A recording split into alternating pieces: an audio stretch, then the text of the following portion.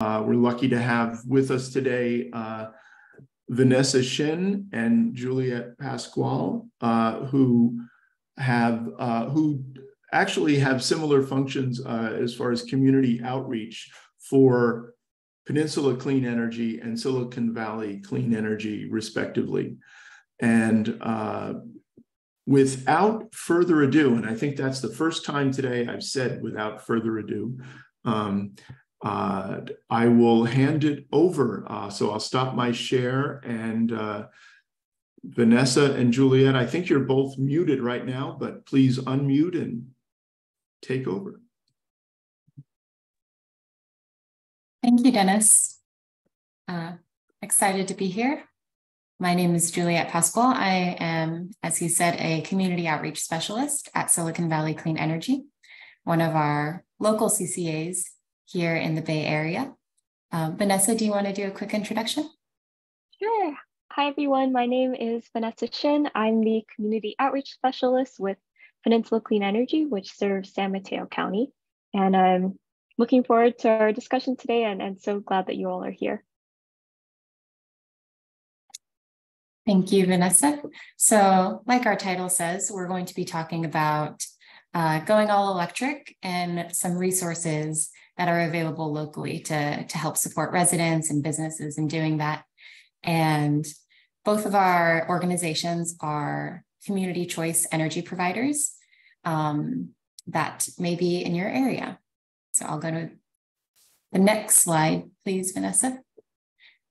So just as a way to kick off the conversation, if you're unfamiliar with a CCA and what we do and the scope of them all, there are 25 agencies just like ours here in California, serving 11 million Californians. And what a CCA is basically when jurisdictions come together in a local area and decide to create an energy agency to procure energy on behalf of the local residents. So we'll get into it in the next slide a little bit, but there are several CCAs here in the Bay Area, and particularly in, yes, thank you, in Santa Clara County, we have 2 CCAs. I don't know if anyone here is in San Jose, but if you are, you have your own local CCA called San Jose Clean Energy. And then the rest of Santa Clara County, there are parts served by Silicon Valley Clean Energy. And if you're in Palo Alto or Santa Clara, you have your own utilities going on also. So there are a lot of energy providers here in this area, which makes it a little bit confusing, but it really is just local energy agencies procuring energy and serving the community with energy and just acting on behalf of the local residents rather than a larger utility. So that's just a quick introduction to CCAs. And I believe in the next slide, Vanessa will go into how they're structured and how they work. Great. Yes. Thanks so much, Juliette, for that great introductions to community choice energy. If anyone in the room right now is not sure which organization they're served by, let us know in the chat. You can let us know where you live and we can help identify the organization that provides your energy for you. And so I'll talk a little bit more about how it works. And so CCAs stands for Community Choice Aggregators, and it's kind of a wonky term, but it makes sense when you consider that what Community Choice Energy Agency does is it aggregates the electricity demand of a community and purchases electricity on behalf of that community. And so as Juliette mentioned, when your community forms a agency like Silicon Valley Clean Energy or Peninsula Clean Energy, it's essentially giving your community more choice in where your electricity comes from. And so what we do is we work behind the scenes to purchase electricity from clean sources on behalf of our customers, which include residents, businesses, schools, you name it. And then PG&E will continue to own and operate the poles and wires and other infrastructure that delivers that electricity to you. And so PG&E will also send you a bill, which is why sometimes customers of community choice energy agencies aren't sure whether they're a customer or not, or whether they're a PG&E customer. But the answer is you're both, at least here in Northern California. And then you, as our customers, benefit from clean energy. It's an automatic benefit of living in this community. So if you live in San Mateo County, for example, for Peninsula Clean Energy, you are automatically enrolled in our clean energy at lower rates. And so you don't need to sign up. It's an automatic benefit. And it works similarly for Silicon Valley Clean Energy or San Jose Clean Energy. The automatic enrollment is actually a part of state law that created organizations such as ours. And so because our types of organizations are public agencies, that means that we are not for profit. And that means that any excess revenue that we collect from our electricity ratepayers is all reinvested back into the community through various programs and other opportunities to bring further benefits. And so you'll hear us talk in more detail just coming up about the various ways that we do this. But some of our energy focus areas include, again, the clean energy, as well as using clean energy in transportation and homes and buildings, and then also investing in solutions around energy resilience. And so I will take us now to talk more about the specifics of Peninsula Clean Energy. Again, we serve the County of San Mateo, as well as the City of Los Banos, which is in Merced County. And again, we're a local public agency that provides clean energy at lower rates. Really, our mission is to reduce greenhouse gas emissions locally. And the way that we do that is by providing clean electricity. So I'll talk a little bit more about some of the tangible benefits so far. In addition to providing clean energy, we also pass on a little bit of savings to our customers in the form of lower rates. And so you'll receive 5% off on your electricity generation compared to what you would have paid PG&E for the same service.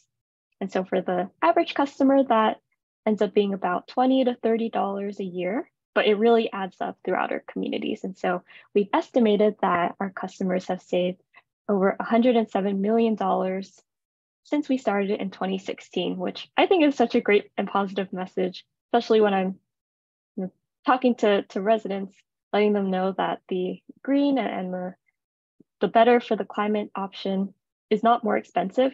We're actually saving a little bit of money. And then I also mentioned that our goal is to reduce greenhouse gas emissions. And so another stat that I'd like to share is that our community has contributed to a reduction of greenhouse gas emissions from electricity by 98% since we started in 2016. So I think another really great statistic and story to tell about how a community can come together and take really bold actions on climate change.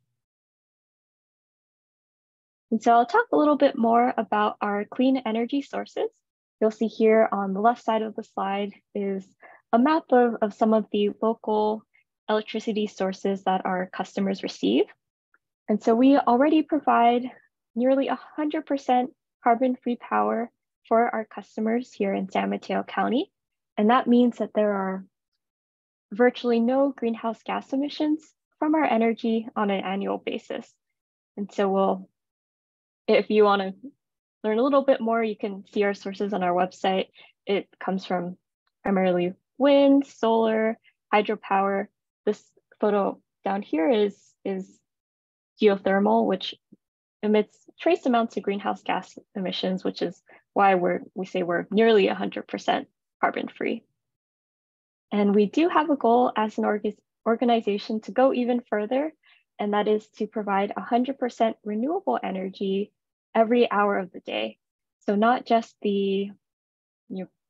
so that includes the times of the day where it is more difficult to get renewable energy, such as in the evening when demand is high, or in the late nights when the sun isn't shining.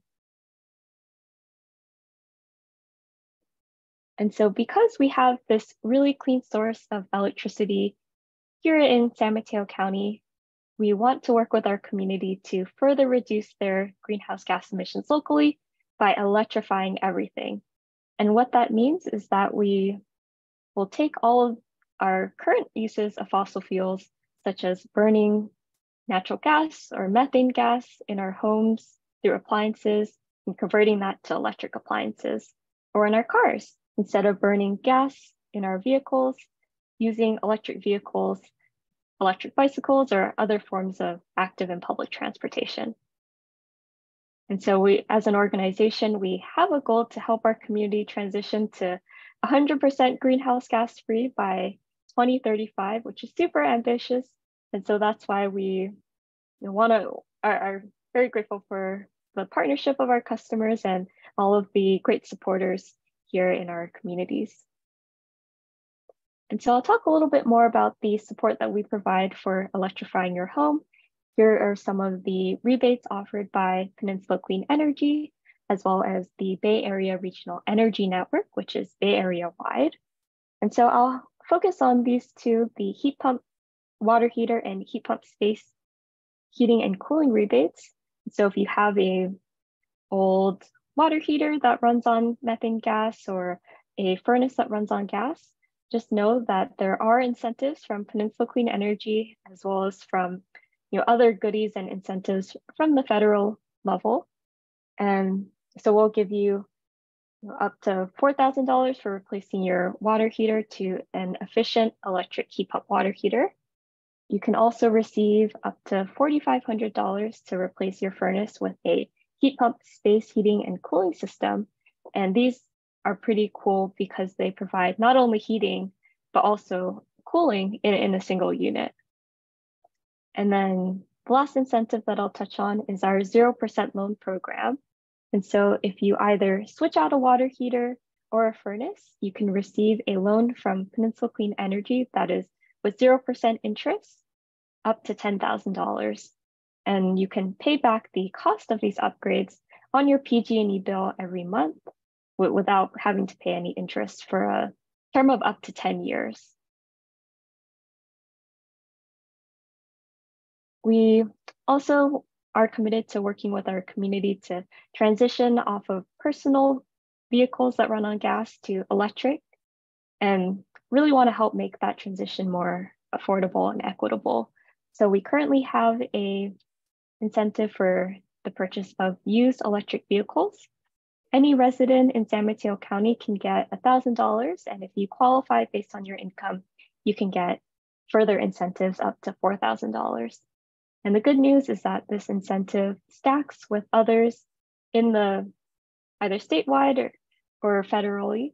And so you can really stack up these rebates.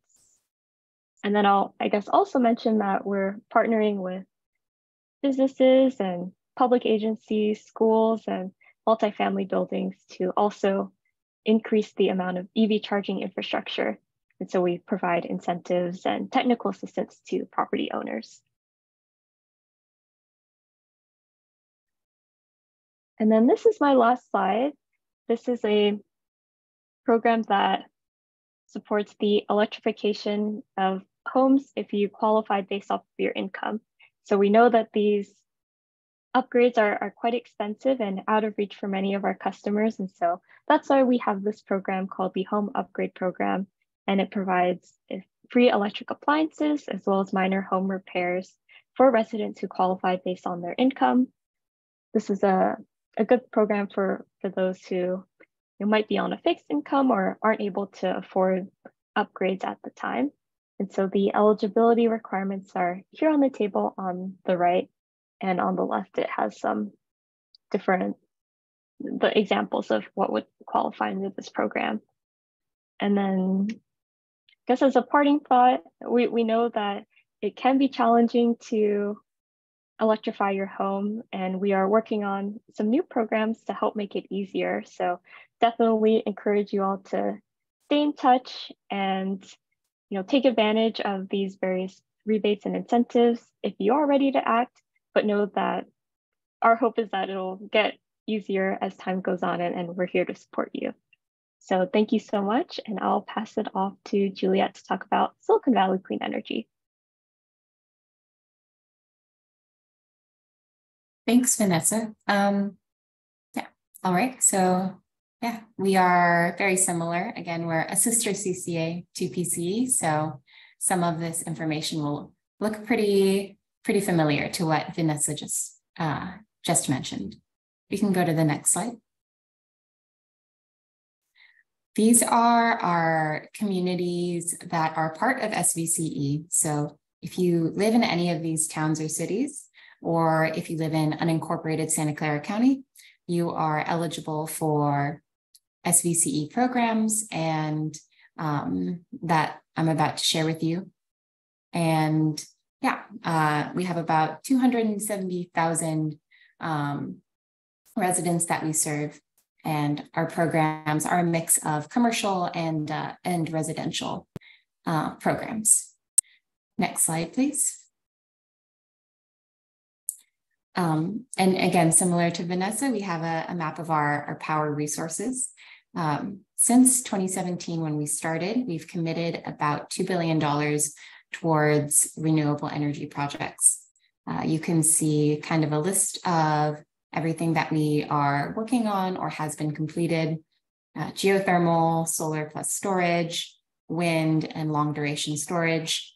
The amount of megawatts that you see in that list is the total amount of projects that we have contracted to complete, but they aren't complete quite yet. I think that we are about at 300 megawatts of energy and storage capacity. So slowly but surely getting there, building all of this renewable energy, and more to come, definitely. I think some of our projects will come online pretty soon in 2024.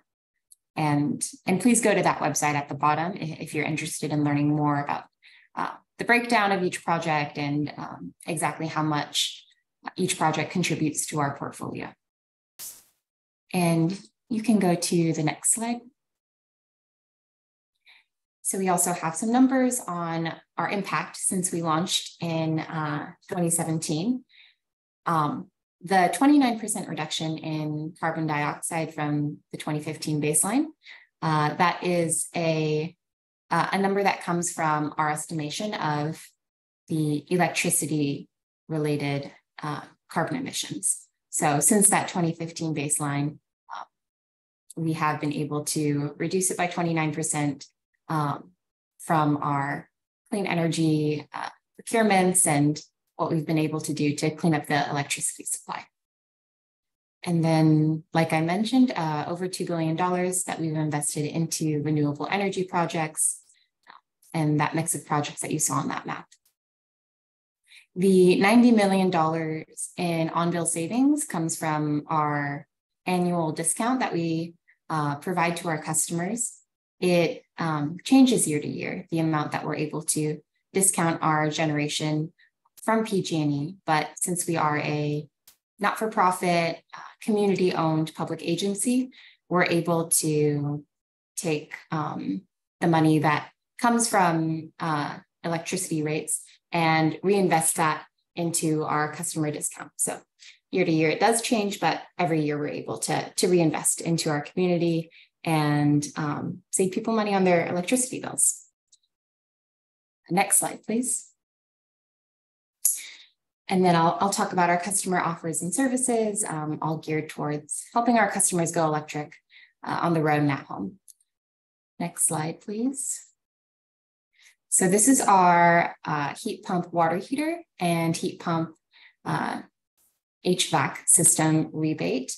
So this is something that we launched recently. We've had a water heater, a heat pump rebate in the past few years, but we've relaunched our program, and our residents can receive up to $8,000 to make the switch from existing gas water heaters and gas furnaces to electric heat pump appliances. So making the swap can be cost neutral. Our our rebates do stack with BayREN and other financial incentives. So you can rack up some rebates from us and other agencies in that way to really help offset the cost of going electric. And it does mention that in addition to rebates for the appliances, there are rebates for pre-wiring, and if you have to upgrade your panel for the additional electric appliances that you have, and to remove your gas meter. The exact amounts off the top of my head, at least for the appliances themselves, are $2,000 for a water heater and $2,500 for HVAC. And then you can get up to $8,000 if you do any of those additional things. And then our additional rebates if you are an income qualified customer. So make sure to check out that website down below if you're interested in making the switch. I think that so far we have had about $1 million in reserved rebates, which is great. And yeah, encouraging people to continue to apply for these rebates. I think that one of the common questions or concerns I get is to make sure to apply for a rebate before you do any work. I don't know if the PCE rebates are similar, but at least for ours, you have to apply and reserve your rebate before you do any work. And yeah, please feel free to reach out if you have any questions about that. Next slide, please. And then similar to our residential FutureFit Homes rebates, we have small to medium business rebates, again, for electric and heat pump water heaters and heat pump HVAC. So if you have a small to medium business in our service territory, that's less than the numbers mentioned there for square footage and energy usage, then you can qualify for up to $20,000 in rebates for replacing these appliances. And you get an additional $5,000 if your business is a nonprofit. So this is a great opportunity if you want to replace your gas appliance. I think that you can get a rebate for either commercial grade or residential appliances if you're using that in your business, as well as we also incentivize if you replace a gas water heater with an electric point of use water heater. So different options available for our commercial customers, and again, the additional rebate if you are a nonprofit. And I can go to the next slide. GridShift is our EV charging app that incentivizes and makes it easier to charge at the cheapest and cleanest times on the grid. Unfortunately, we don't have EV rebates for the actual cars, but we are really trying to help people be able to charge their EVs more efficiently, save money on it, as well as we have some other commercial programs for installing EV chargers and for installing them at multifamily housing. But with this app, anyone can charge their EV, and if they have a Wi-Fi enabled charger or if they have a certain type of EV, you can connect to this app and it'll automatically charge your car at the best times and have your car ready whenever you set the time to that you need your car by. So it automates everything and makes it really easy to save money on that. And I think that there are bill credits if you decide to not charge at certain times. With all the summer heat that we've been experiencing, it incentivizes, during these high energy demand times to not charge if you don't need to, and you can earn PG&E bill credits that way. So some options there if you already have an EV. Next slide, please. eHub is our online resource and marketplace to be able to compare energy efficient appliances, compare new and used EVs, look at solar and battery. I think the next slide we'll talk more about that. Yeah, so this is something that we launched a few years ago in order to really help people on their electrification journey. that it could be a really overwhelming marketplace to find all the information to compare EVs or compare appliances. So we have all of these options to help customers on their journey. And at least for the appliance assistant, we're able to run special promotions. We currently have a summer resiliency promotion if you're in our service territory and if you need a portable power station, or if you'd like a smart thermostat to be able to save energy, then those appliances are $50 off. So we have things like that to try and promote energy conservation, try and help improve energy resiliency at home. So definitely look into that if you're able to. And then we also have our solar and battery assistant. So with that, you can get a no commitment, no hassle quote for solar installation. So you can talk to, I think our provider is Electrum, have someone come out to your home and have them really help you decide on solar, answer your questions, and see what options are available with local installation companies. So eHub is a really comprehensive way to get to know home electrification and EVs. So definitely a great tool to provide a lot of information about that. Next slide, please. And I have a sneak peek of what's to come, one of our programs. We will be launching in order to complement our eHub as well as our rebate programs. We're going to have our home electrification concierge services. And this will be really hands-on support to help our customers get, something really tailored to their home and to their needs for their questions on electrification. So we can wrangle up all the rebate and incentive information, really decide how you want your home electrification journey to go. I know that it really takes several years to be able to do all of these things, and really plan out how you'd be able to go electric. And this would be, I think, hopefully this fall, we'll have this program up and running and be able to really provide live personal support for all of our customers. Next slide, please. And that is it for me. I know that was a lot of information about our programs and rebates and everything. We can go to the next slide, which has both of our information about contact and social media. Happy to answer any questions about rebates or home electrification, how CCAs work, the whole gamut of what we've just talked about. Thank you, Juliette and Vanessa. I don't see, let's see, in the Q&A, don't see any particular questions. I had one on batteries. There seems to be a new class of batteries. There's the solar and battery situation, and power walls and different things, and that is an auto integration.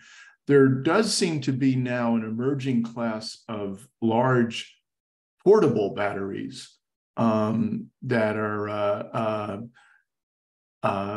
eco-flows and different. They're almost like small coolers on wheels, and typically they are not lithium ion, they're lithium iron phosphate, which seems a better chemistry for batteries. Where they can be reused like 10 times more. But I wondered if now they can be used. Some of these battery packs are very large. I mean, like I saw one where 3.6 kilowatt hours, pretty good sized battery. And so I wonder if those within the battery space, if those were thought of, in providing emergency backup. So if that kind of class of products is something under consideration.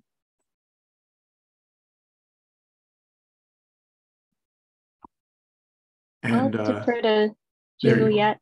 Was there anything about your solar and battery assistant that applies? So our solar plus battery assistant is definitely for the traditional setup, like you mentioned, Dennis, where you have solar panels that charge your home battery storage. But I think the portable power stations are really interesting. We actually have a program, our medical baseline battery program. I didn't mention it because it's a very niche program and a pilot currently, but we do find, if you have medical equipment at home that doesn't have battery storage, it's really important to have a battery backup. So we have this pilot program to help provide these residents who require medical technology at home and providing them with batteries. And it's a good solution. I think that they are unfortunately very expensive, not very portable. And the batteries that we provide can charge a few devices at one time and support a few devices at one time. There are now batteries from Goal Zero that could actually plug into or they can support your panel. So you can have it hooked up to your electrical panel and be able to power circuits and choose what circuits to power. And that's a really interesting solution for resiliency at home. Again, very expensive. The ones that are smaller can range anywhere from a few hundred to about $1,000, and things like this are a few $1,000s, the larger ones. So it's a good solution, but definitely not the most accessible at this time. Battery technology is definitely getting there, but affordability is a challenge. Yeah, these portable power stations, I think they're averaging about $1,000 a kilowatt hour. They can be strung together and stuff, but it's a very interesting class of battery backup that wasn't really a thing 6 months ago even. So I noticed, because there's another thing, the state has a program called SGIP, the Sustainable Generation, which covers a lot of things, but one of them is they cover battery installations, but they haven't gotten with this particular in this market segment yet. So I just thought I'd ask. Just want to check. And you both mentioned, I guess, more active kind of concierge services. And I just wondered if you wanted to expand about that. I mean, obviously it's future stuff and, but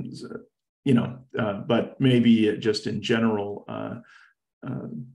might want to address maybe the thinking behind that. Yeah, maybe again, I'll defer to Juliette, since I think your services might be coming sooner than ours. Then I'll chime in around some of our ideas.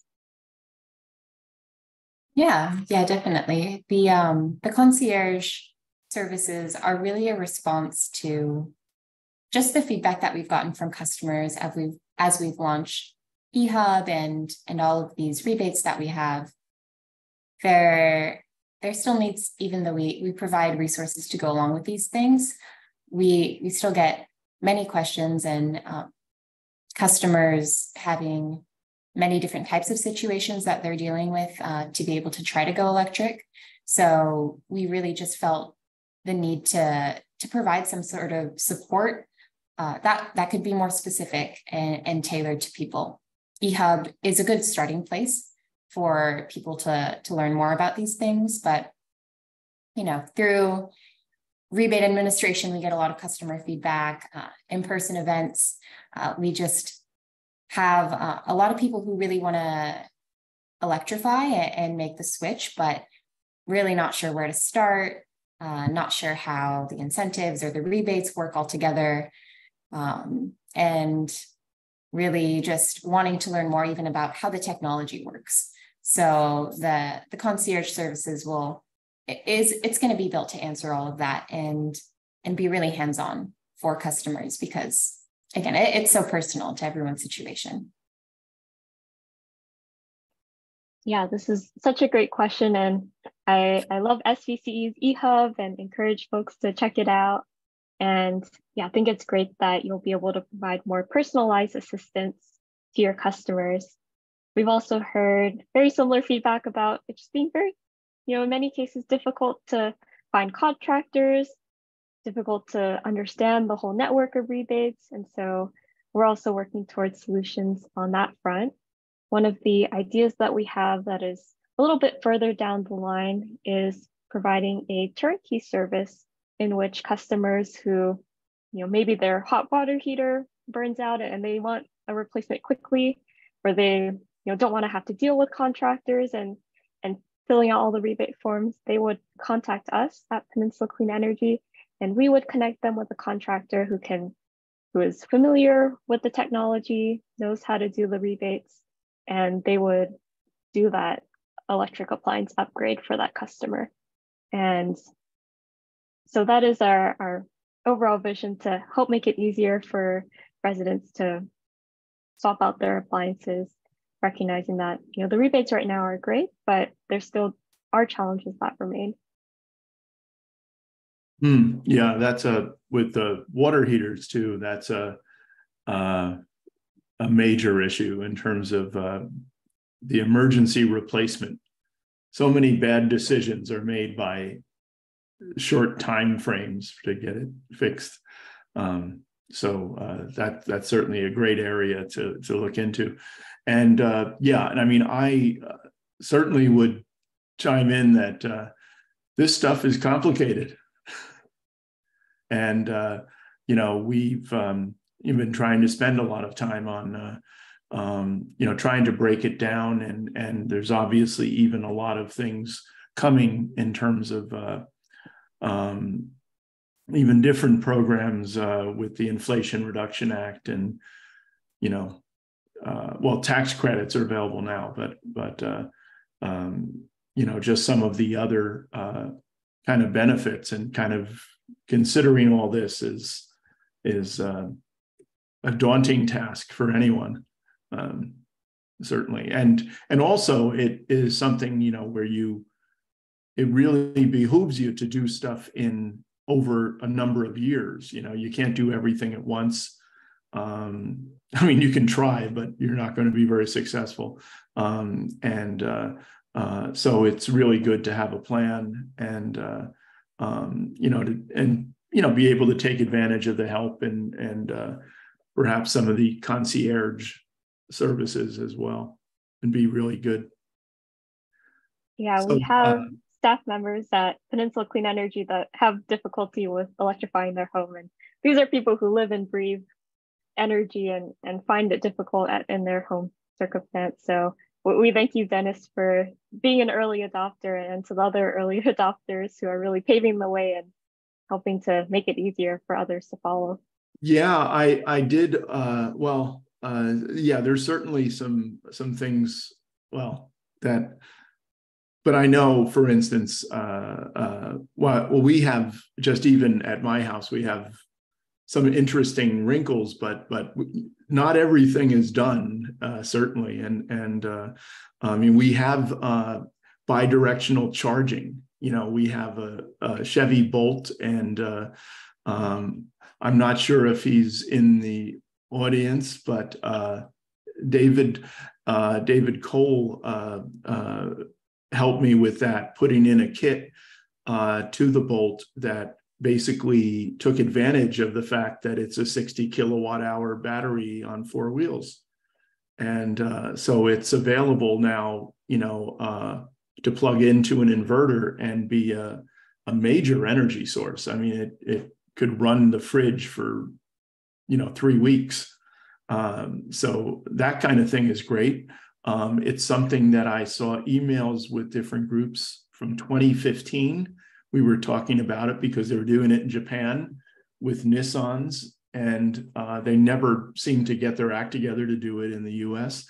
And back then, and so now it's like a new thing, but it's, it's in the prototype level, and it really shouldn't be. I mean, it's not, it's not complicated, but it's just one of many things. And so that emergency backup thing is also, really important, as well. And so hopefully we'll get better on using our, as Sean Armstrong said in the first session, how we can use our cars better, if they're electric cars, to be able to run the houses. I mean, famously the F-150 Ford, the huge Ford pickup truck, has an inverter on board, so you can just basically plug your house into it, and that's all it takes. It's not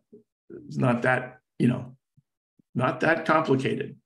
Tom Cabot can sketch it out for you on the whiteboard. So anyway, while we were talking, we spurred a couple other questions.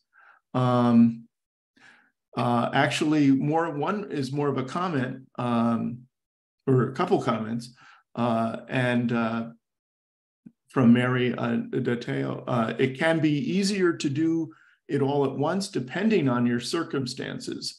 All the electrical, all the drywall can happen at the same time, and that's certainly true. Could be a good point in terms of the overall planning for it. And as she adds further, I think if you find a contractor who is motivated, that can make all the difference in finding solutions. And yes, this is a key time for contractors. Their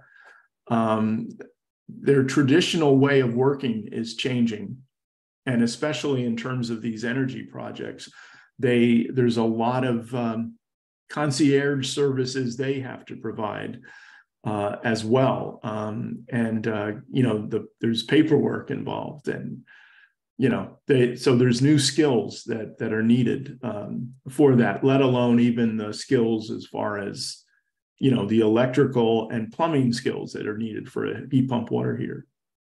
So anyway, thanks Juliette and Vanessa for enlightening us. We hope, obviously this is a continuing story and a continuing conversation, and I think some of the things that you've alluded to as far as future services, I hope we can hear as they get rolled out as well. So thanks again. Thank you, Dennis. Great, thank you. Yeah, hopefully we'll be able to get some good updates next year at Sustainapalooza.